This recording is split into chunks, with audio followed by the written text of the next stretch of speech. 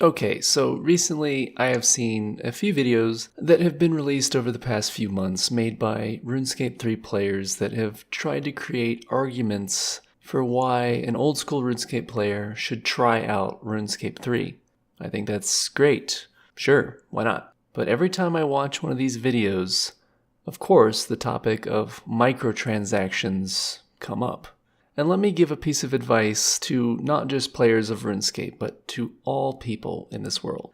If you are going to try and convince them, in this case old school RuneScape players, to try out a product you like, it is probably not that good of an idea to insult them at the same time. Well, what do I mean by that? Well, my fellow old school RuneScape players, let me ask you guys, does this sound familiar? Hey man, I'd play old school RuneScape.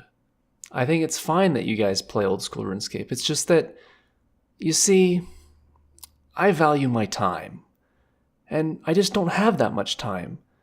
And I'm a responsible adult with a job and a family.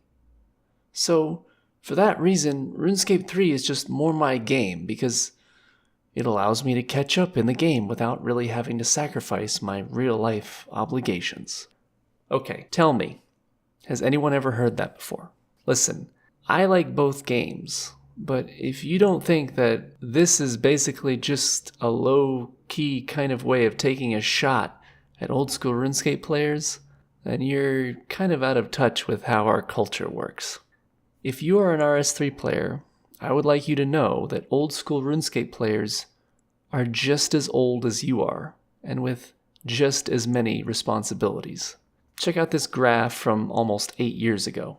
If we adjust the numbers to account for today, then the average age of someone who plays old school RuneScape is close to 30 years old. You can't tell me that everyone who plays old school RuneScape doesn't have responsibilities. You just can't. And it's condescending and it's just a silly claim to make. What you can do is say this: I don't like the skills and level grind in old school RuneScape, and I don't really like it all that much in RuneScape 3. It takes too much time, and I don't have that much time. I enjoy bossing, and I enjoy PVM or whatever activity, and that's it. So I don't mind spending money I earned to get there faster. To me, that seems like a fair argument. I mean, RuneScape 3 has microtransactions. It's a fact. So if you want to use those microtransactions to skip a part of the game that you find really boring, then fine. But please admit that you just don't like an aspect of the game that you play, instead of telling players who choose to engage with that said aspect that they just have too much time on their hands. And while I'm on this topic, for you old school players, I don't think microtransactions in RuneScape 3 is really the most broken thing about RuneScape 3. I really don't.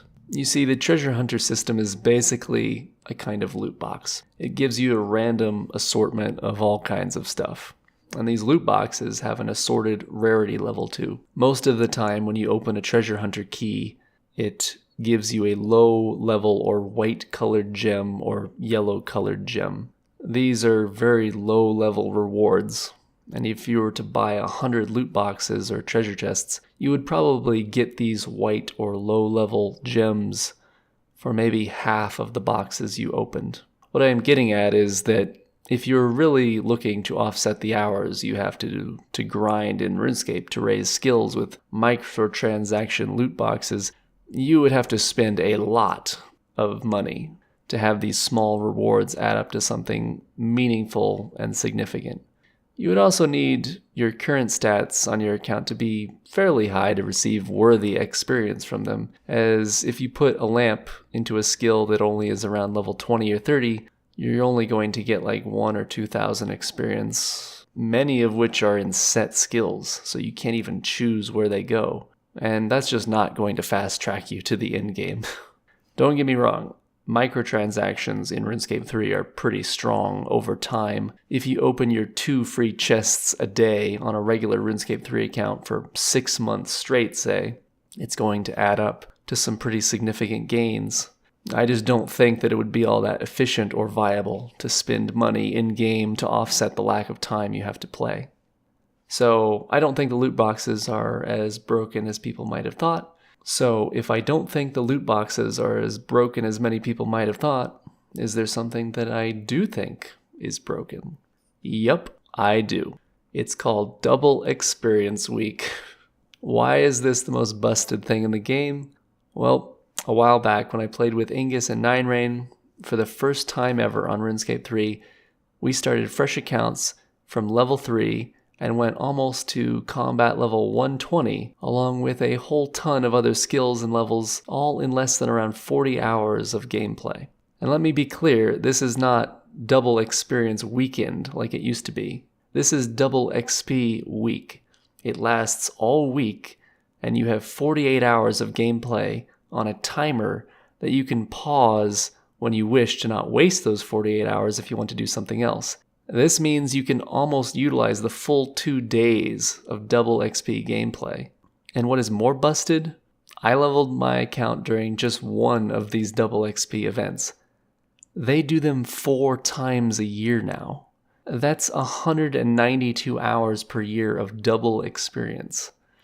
And there are these things from the loot boxes that you can get that will grant you bonus experience, which essentially grants 100% increase in experience gained in a skill for maybe 5,000 experience, depending on the level. If you play daily and pool these double experience stars, I think they're called, gained in specific skills, then start training that skill on double experience week, you're going to be getting, I don't know, 200% increased experience. Is that how math works? I don't know.